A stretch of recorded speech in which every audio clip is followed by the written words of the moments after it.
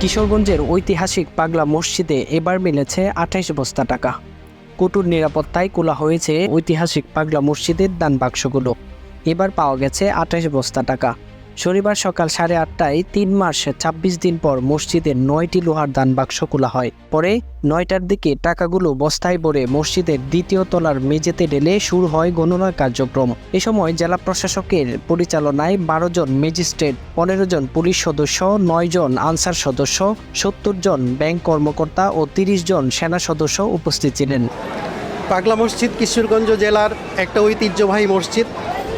এটা পবিত্রময় এবং মানুষের মনস্কামনা পূরণের স্থান হিসাবে এটা বিবেচিত হয়ে আসছে এবং এই বিবেচনা থেকে ধর্ম বর্ণের সকল শ্রেণীর মানুষ এই মসজিদে দান করে থাকেন এবং এই মসজিদের দান উত্তরোত্তর বৃদ্ধি পাচ্ছে। প্রতি ৪ মাস পর এই সিন্দুক খোলা হয়।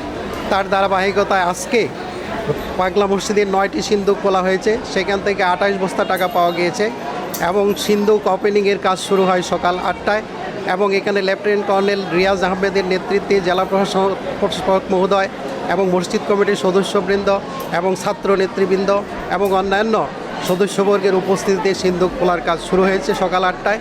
এখন টাকা গণনার কাজ শুরু হয়েছে এবং টাকা গণনা শেষে এবং রূপালী ব্যাংকের সিন্দুকে অত্যন্ত নিরাপত্তার সঙ্গে সেই টাকাগুলি সংগ্রহ করা হবে এবং টাকা গণনা এবং নিরাপত্তার কাজে সেনাবাহিনী সহ স্থানীয় পুলিশ কর্মকর্তা এবং আনসার সদস্যবৃন্দ আমাদেরকে সহায়তা করছেন এবং রূপালী ব্যাংকের ৭০ জন এবং পাগলা মসজিদের কমপ্লেক্সের ১৪৫ জন এবং অন্যান্য মাদ্রাসার ১০০ জন ছাত্রছাত্রী এই টাকা গণনার কাজে আমাদেরকে সহায়তা করছেন এবং এই সকলের সহযোগিতার জন্য আমি সকলকে ধন্যবাদ জানাচ্ছি এবং এই পবিত্র এবং পুণ্যময় কাজের সঙ্গে রূপালী ব্যাংক যুক্ত হতে পারে আমাদেরকে গর্বিত বোধ করছি। ধন্যবাদ।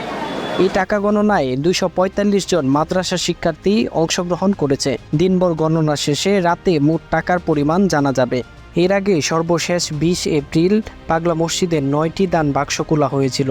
তখন রেকর্ড ৭,৭৮,৬৭,৫৩৭ টাকা পাওয়া যায়, যা অতীতের সব রেকর্ড ভেঙে নতুন রেকর্ড সৃষ্টি হয়েছিল। এছাড়াও দান বাক্সের বিপুল পরিমাণ বৈদেশিক মুদ্রা ও স্বর্ণালংকার পাওয়া যায়। পাগলা মসজিদে দান করলে মনের বাসনা পূর্ণ হয়, এই আশা থেকে ধর্ম বর্ণ নির্বিশেষে মানুষ এখানে দান করে থাকেন। রায়হান জামান, রূপালী বাংলাদেশ, কিশোরগঞ্জ।